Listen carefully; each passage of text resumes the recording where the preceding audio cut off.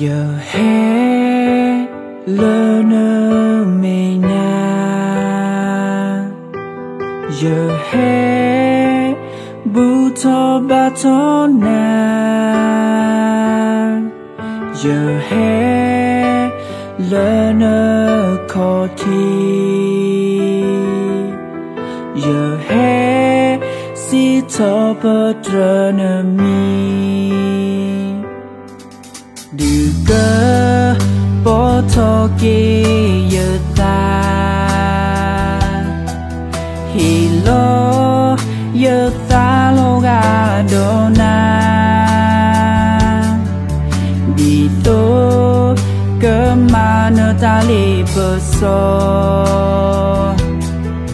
bơ kha ya lớn su cơ mò đưa hè như nó nơ ta so si lỡ giờ bu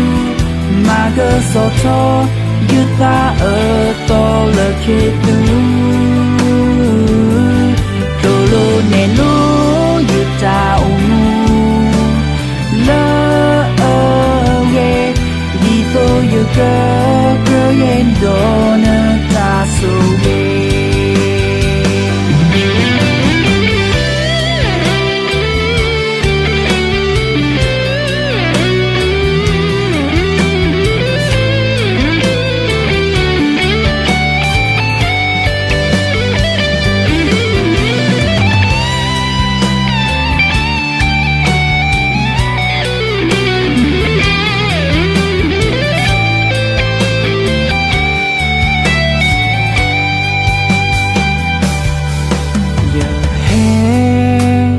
Lơ nơ mê nha,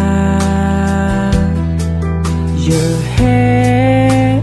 bu thọ ba thọ na, giờ hè lơ nơ khó thi, giờ hè si thọ bơ trơ nơ mi. Đưa cơ bỏ thọ kê giờ ta hi lo giờ ta lo ga đô na đi tô cơ mà nơ ta li bơ so bơ kha ya lớn su cơ mò đưa hè như nó nơ ta so si lỡ giờ bu mà cơ so cho như ta ở to là khi tu đồ lô nè lô như ta ung lỡ ở ghê đi tôi như cơ yên đồ nơ ta sâu bê. Đưa hè như nó nơ ta so si lỡ giờ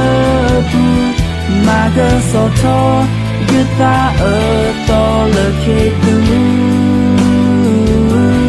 đồ lô nè lô như ta ung lỡ ở ghê đi tôi như cơ yên đồ nơ ta sâu bê.